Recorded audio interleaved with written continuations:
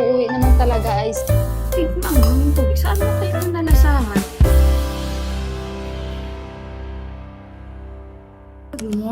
Good morning guys. And today, ano bang araw ngayon? Nakalimutan ko. So ayan guys, ito yung araw ngayon. So, kumusta kayo guys? And welcome again sa ating panibagong vlog. Alam nyo ba ay late na kami nagising? Magna 9 o'clock na dito. Late na talaga. Kasi nga, bumawi kami. Gawa nga na itong World Cup ulit. So, nanalo yung team ko guys. Congratulations talaga Argentina. Ay, congrats talaga. So, ngayon guys, bibili muna ako ng donut sa labas at i-check ko kung anong sag mayroon si Didi dahil yun ang aking lulutuin today. Tsaka, yun, magbe-breakfast kami at gagawa ako ng tea at mag-harvest ako doon ng mint leaves kung mayroon na si Didi. So, ayun guys, labas muna tayo at bibili ako ng donut. Tara guys, sama ko kayo. Bago tayo bumili ng donuts, papakita ko sa inyo yung gumamela, oh, pinutulan ni Buwa. Ayan o, pinutol niya dito dahil natatabunan, hindi na arawan yung tinanim niyang tulsi na prayer plant. Ayan. Tapos yung tanglad natin. Tapos yung kamilya natin, dami na ng laklak nito. Ayan. Good morning, Uncle! Good morning! Yan si Uncle guys, yung daddy nila ni Bay. Tara guys, bili na tayo ng donut. At saka, ang putik-putik na naman ng ating daan dito. Pangit talaga ng daanan namin, no? Hindi muna ako napitas-pitas dito ng mint. Kasi pinapalaki ko sila. Pero, ayan. Tingnan natin, kukuha tayo dyan kung meron magtatanim. Ako yung tinanim namin ni Buhay, hindi talaga nabuhay doon. Yung tingnan nyo guys, ang pangit ng daanan natin. Maadulas pa naman yan. Kulimlim na naman. As usual, everyday in the life. Tara. Okay guys, ito yung mga gulay ni Didi. Hindi ko alam ano na naman yung lulutuin ko. Ano kaya ito, no?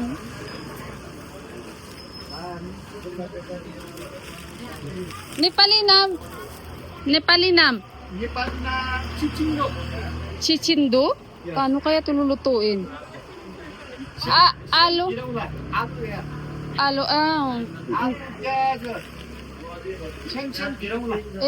pareho daw na pagluto ng ampalaya. Hindi ko yan titikman, hindi ko alam ano ito. Okay, ano kaya kauli na lang siguro lulutuin. Balik na naman tayo dito.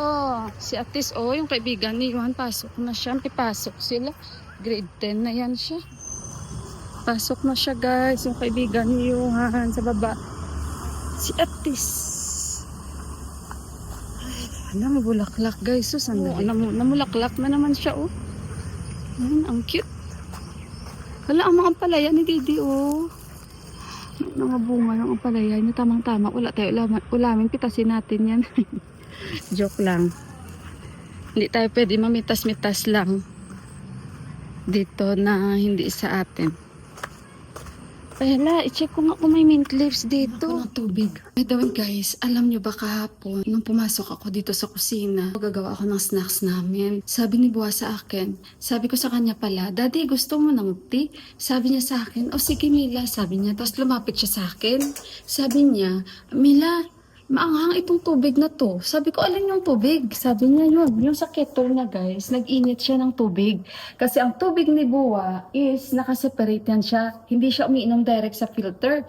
Ang ginagawa niya guys is nagbo-boil siya ng tubig, tapos ilalagay niya sa thermos niya kung mainit pa. Tapos kung medyo malamig na, tsaka niya ililipat sa pitsil niya. Tapos yan ang iniinom niya. Hindi kami umiinom dyan. Siya lang, yan lagi ang ginagawa niya. So kahapon, nung nandito na ako sa kusina, sabi niya sa akin, Mila, pag ininom ko ang tubig na to, ang anghang, sabi niya sa akin. May kunti, natira sa kettle. Ngayon, ang ginawa ko guys, tinikman ko yung tubig, nagigets ko siya. So ngayon, ininom ko, wala man, normal man. Sabi ko, wala man daddy, sabi ko normal man. Sabi niya, ewan ko, bakit sa tuwing iniinom ko ang anghang ng tubig? Sabi niya, pinakuluan ko, kaya tinapon ko na. Sabi ko, napaisip tuloy ako, paano magiging maanghang yung tubig sa kettle? ano man yun, malinis man ang kettle kasi nililinisan ko lang sa loob. Kasi 'di ba pag matagal natin ginagamit yung kettle para siyang nagaano, yung ano ba, yung sa tubig, para siyang nagba-brown.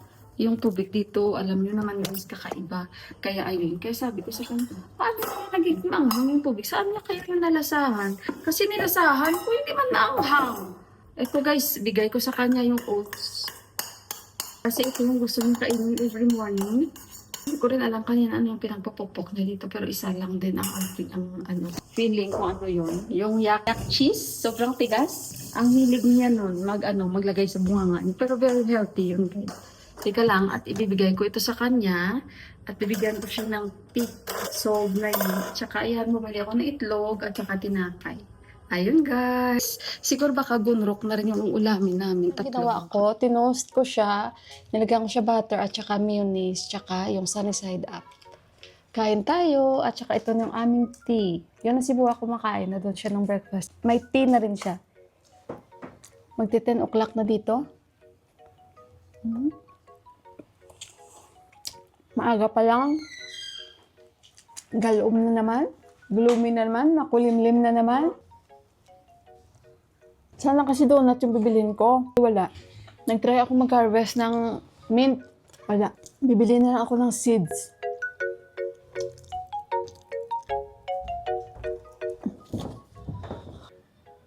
Wala silang pasok niyon kasi tapos na exam nila. Wala munta, wala man latte yung kulitis. Tapos yung pako ni Didi na sag is ang kunti, 40 rupees. Sabi ko kay di pa kung gunrok gusto nila. Ayaw niya. Sabi niya sagandal daw. Walang maganda na siya. I-check ko sa kabila kung mayroon. Yung talbos ng kalabasa. Ubos na. Si Didi wala na rin kasi wala. Hindi siguro siya nagbenta today kasi maulan. Hello guys, sinugasan ko muna itong aking nabiling kulitis. Tingnan nyo Kasi sobrang siya, maputik. Hinugasan ko yung mga niya, steam niya Sobra talaga siyang maputik ba? Hindi natin alam anong klaseng putik yun. Kasi minsan, na-witness ko na talaga kasi guys, no? Minsan, mga bilihan mo dito sa amin. May makikita ka pang alam nyo na. Ginagawa nilang, sinasama nila sa mga fertilizer nila yung dumi. Minsan, sorry baka may kumakain dyan. Sa totoo lang tayo. So kaya ayun. Kasi nung last, di ba tinulungan ako ni Buwa, hinugasan niya. Ito pa lang yung nahimay ko, nakita nyo, di ba? Para siyang guys, no? Yung kulitis. Pag nakita nyo, para siyang saluyot. Masarap ito ilagay sa sinabawang isda. So, hinugasan ko parang... Usually, pag bumibili ako, yung iba, nililinis nila yun. Malinis. Kumbaga, hindi naman kasi nakikita nyo, di ba, sa mga vlogs kung saan nila hinuhugasan. Usually, yung kanilang mga sag sa di ba, sa river lang. So, kaya kailangan mo talagang hugasan pa ng mabuti pag nabili kayo ng sag. Kahit sabihin nyo man, pag nabili nyo na, parang hinugasan nila, hindi. Kailangan nyo talaga dublihin yun. Kaya ito, hinugasan ko kasi hindi nila nilinisan. Basta na lang nila, tinali ba?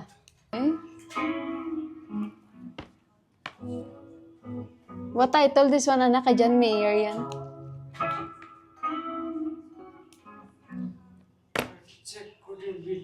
Ha? Yung tanong ni ma'am, sagutin ko. Thank you for asking, ma'am. Nakalimutan ko na kayo i-update. Ang uuwi naman talaga ay si Ama. Yun. Kaso lang, mayroong under circumstances, may mga nangyari na bakit hindi siya natuloy. Gawa nga, yung sasamahan niya dapat, si Sanjay day tumawag. Nahiya na siya, di pa kung pupunta doon. Kaso lang ang dilim man, babagsak ng malakas na ulan. Dito lang naman yan sila. So, ayun na nga, balik tayo doon kasi tumawag. Bali guys, ang uwi naman talaga, di ba sabi ko siya si Ama. Hindi siya natuloy. Gawa nga ang sasamahan niya. Kasi hindi man yan siya pwede umuwi na siya lang. Dapat may sinsamahan yan sila. Yung brother-in-law ko, marami kasi kakilala. Kasi nga halos yung mga kaibigan nandoon. Kaya may mga relatives din. Pag may uuwi, yun. Gustong umuwi sana ni Bienal na babae kasi may tatrabahuin dito. May aayusin sa village namin.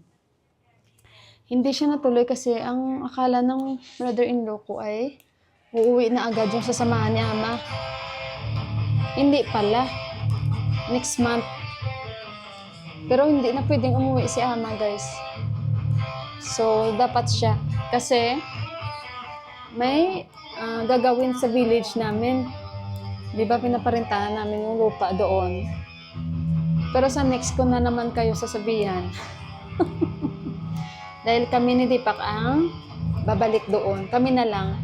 Instead si ama. Our hearts beat to the city streets. We began to feel the fire. We rise like tall buildings as the chemicals they take us higher. The night's young and it's just begun as she puts her hand in mine. We wanna chase the night, wanna dance to the light, pull the stars from the sky, just two hearts running wild, never sleep, never stop. Guys, tapos na. Let's start cooking. Tapos sa kusina. Bali, bumili pala ako ng itlog. Ayan. At saka yung hinimay natin, hugasan ko yun ulit. At may mga hugasin pa ako. Kasi nga, yung ginamit, pinaglutuan ko at yung pinagkainan namin. Breakfast. Saan na yung aking ano? Nasa labas pala. Yan, maulan na guys. Pag na ganito na naman yung ulan-ulan na, hindi yan na yan titigil hanggang mamaya. So, ang sibuwa sa kwarto. Pag ganito talaga, no, yung weather, gustong-gusto ko bed weather. Masarap humiga lang na mahumiga, kaso lang, hindi man pwede. Mag-apron muna. Minsan di natin maiwasan, kakabihis lang natin, tapos basa na naman tayo. Minsan pag kahit maulan, mabanas. Itong hinimay natin, hugasan ko lang ulit. At ito ipang ano to ni Buwa. Kumbaga kung ano yung kinuha natin sa ano, sa nature. Yun din ang ibabalik natin. So, ilagay ko lang to sa plastic. At hindi kaya para ma-save yung plastic dito ko na lang yan ilagay sa floor. Kuhanin na lang ni Buwa at mamaya doon niya yan kasi kinukuha niya lang yan dito ang ano ko guys, ang aking basura dito kinukuha lang yan ni Buwa. Ito yung basura namin na dito ko tinatapon yung mga tira-tira namin at saka yung mga pinagbalatan ko ba sa mga gulay at yun nilalagay ni Buwa sa baba. So magugas muna ako ng gulay natin at saka mag-start na talaga ako magluto. At ayun guys, sandali muna.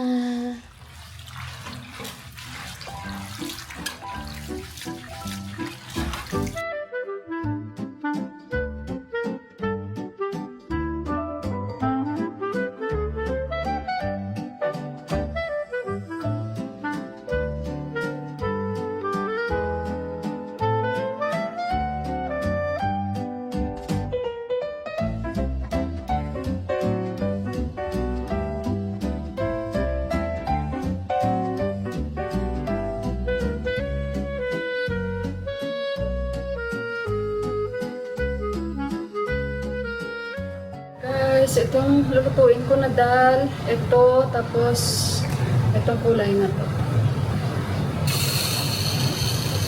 Parang hanggang gabi na rin ito, naluto. So, i-mix natin yan, yung yellow at saka yung dilaw. Yan.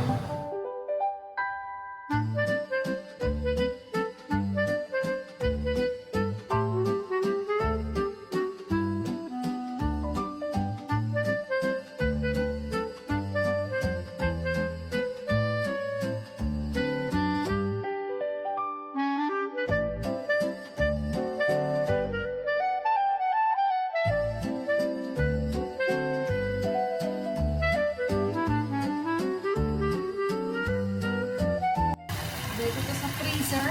Yung kalahati. So, ayan guys, yung aking tomato achar. At yan ay niro-roast ko po kasama ang garlic at saka chili. And iga-grind ko po yan sila kasi yan yung pinaka-paborito ni Deepak na style na pagkaluto ng tomato achar. Iro-roast yung kamatis. At saka yan na yung dal ko. At yun, after nito magsaing na rin po ako. At lutuin ko po yung yung manok ni Johanna na marinate ko na.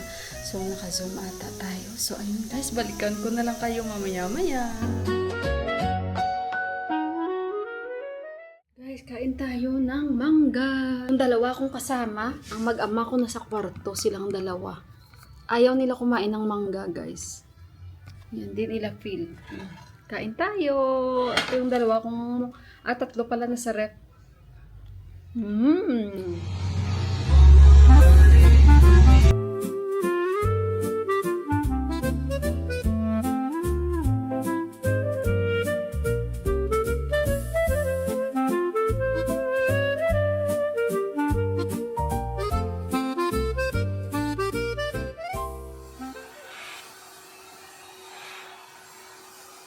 Dahil maulan, so dyan na siya nag-birding. Ay, ito naman yung isa, oh. Gusto niyo hindi na dry lagi yung buhok niya after niya maligo. style of haircut now. Oh, my style of haircut. Talaga yung parang, yung rockers talaga siya. Not rockers. What? This like, Kaso lang mukha siyang crackers. They look like crackers, not rockers. you don't like. I like it. I like. Very nice. Tawa din si Juan. Oh, face there. Oh, very What nice. are you doing? Face there. Face there.